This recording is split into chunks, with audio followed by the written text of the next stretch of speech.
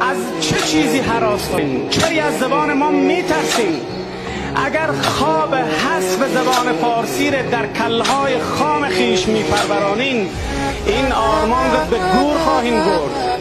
ما خوابهای شما را پریشان میکنیم. فارسی یک زبان نیست. فارسی زبان دوم اسلامه، زبان سلمان فارسی و امام اعظم ابو حنیفه، زبان امام بخاری، امام مسلم و باقی مؤلفان صحاح سته، زبان ابو علی سینای بلخیس، زبان خواجه عبدالله انصاری و امام فخرالدین رازی.